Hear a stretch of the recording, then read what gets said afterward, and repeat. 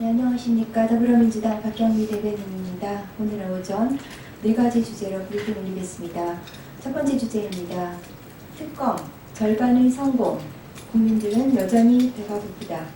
검찰은 명운을 걸고 수사하라. 어제 90일에 걸친 박영수 특검의 수사 결과가 발표됐습니다. 전대미문의 국정농단의 몸통이 곧 박근혜 대통령이라는 결론입니다. 기습적인 압수수색을 시작으로 확보한 차고도 넘치는 증거를 통해 나온 확신에 찬 결론입니다.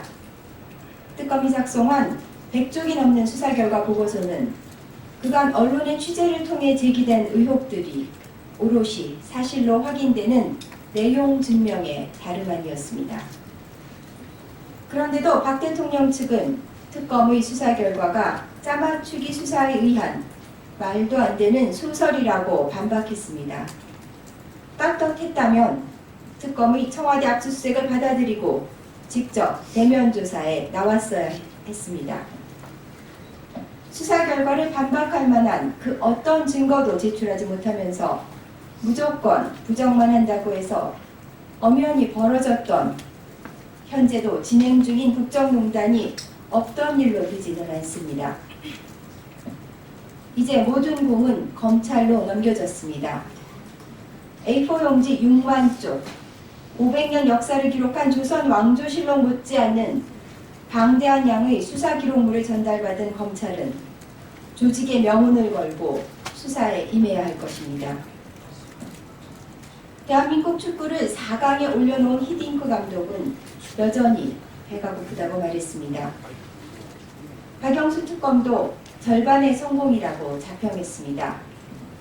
박영수 특검의 90일간의 활약만으로는 부족합니다. 우리 국민들은 여전히 배가 고픕니다. 두 번째 주제입니다. 20번째 촛불은 가혹하다.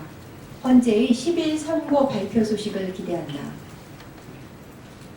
헌재의 탄핵 18 선고일 지정이 이르면 오늘 발표될 것으로 전해졌습니다.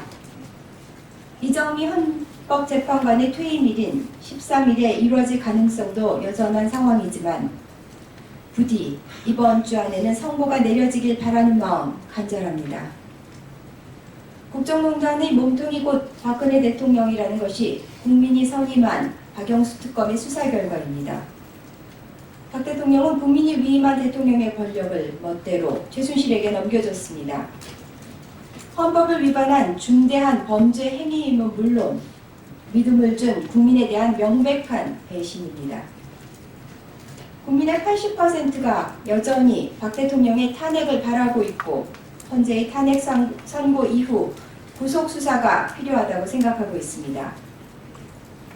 헌재는 특검의 수사 결과가 채택된 증거가 아니기에 탄핵 선고에 영향을 미치지 않는다고 선을 그었지만 국회 측이 제출한 참고 자료로서 말 그대로 참고만이라도 해주길 바랍니다. 박 대통령의 탄핵을 또다시 외쳐야 하는 20번째 촛불은 가혹합니다. 헌재는 길거리에서 유난히 추운 겨울을 보낸 국민들의 상처받은 마음을 헤아려 주길 바랍니다. 상식적인 주말을 맞기를 고대합니다. 세 번째 주제입니다. 우병우 전 민정수석에게 흘러들어간 기업의 돈, 뇌물인지 철저히 밝혀야. 박영수 특검은 우병우 전 수석이 민정수석관이 된 이후 복수의 기업으로부터 수억 원을 받은 사실을 확인한 것으로 알려졌습니다. 보도에 의하면 송금을 한 쪽은 대부분 우 전 수석의 변호사 시절 사건을 수임했던 기업이나 기업 관계자인 것으로 밝혀졌습니다. 기업들이 민정수석에게 돈을 입금한 이유가 무엇입니까? 민원이나 청탁을 위한 뇌물의 가능성을 배제할 수 없습니다. 우 전 수석이 기업으로부터 돈을 받고 어떤 영향력을 행사했는지 밝혀져야 합니다. 우 전 수석은 민정비서관 내정 직후 자신이 맡았던 기업 사건의 재판 문제로 검찰청을 찾아가 검사를 만난 사실이 알려져 논란이 된 바 있습니다. 뿐만 아니라 우 전 수석은 자신과 관련한 검찰 수사 당시 김순환 검찰총장을 비롯한 검찰 수뇌부와 수차례 통화한 정황이 드러났습니다. 최근 불거진 국정원의 헌재 불법 사찰에 개입한 정황도 드러났습니다. 특검은 우 전 수석에 대한 검찰의 수사는 전체적으로 제대로 한 게 없다고 일갈한 바 있습니다. 환경 권한 대행에 거불어 중단된 특검 수사는 검찰로 넘어갔습니다. 검찰의 수사 의지에 다시 국민의 관심이 집중되고 있습니다. 검찰은 조직의 명운을 걸고 우 전 수석 수사에 임하십시오. 네 번째 주제입니다. 박근혜 정부의 외줄타기 외교, 국민의 생명권 걸고 도박하지 말라.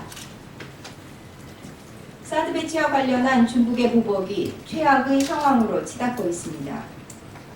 중국의 보복은 정부 등살에 떠밀려 부지 제공을 결정한 롯데에 대한 불매운동 수준에 그치지 않을 것으로 전망됩니다.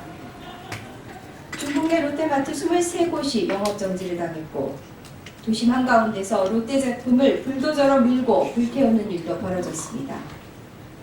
중국 관광객들로 발 디딜 틈 없었던 서울 명동과 제주가 텅 빈 거리가 됐고 예약 취소로 숙박업소 등은 직격탄을 맞았습니다. 중국에서 나가라는 중국 네티즌들의 유튜브 동영상이 엄청난 조회수를 기록하는 가운데 중국 내 한국 유학생에 대한 린치 사건이 발생하는 등 중국 내 혐한 기류가 심상치 않습니다. 여기에 중국으로의 단체 관광 취소 등 우리나라에서도 혐중 기류가 나타나고 있습니다. 그러나 지금까지도 환경 권한대행과 윤병세 외교부 장관은 중국의 보복 조치 경고에도 불구하고 내내 근거 없는 자신감으로 일관하고 있습니다. 중국은 사회주의 국가입니다. 중국 정부가 결정하면 14억 중국인들은 하나가 됩니다. 사면초가 상황인데도 현실을 직시하지 못하는 박근혜 정부의 무식해서 용감한 외줄타기 외교에 국민들은 불안합니다. 박근혜 정부는 국민의 생명권을 걸고 국제사회에 도박하지 마십시오. 국민의 생명권을 저버리는 것은 세월호 참사로 충분합니다. 이상입니다. 감사합니다.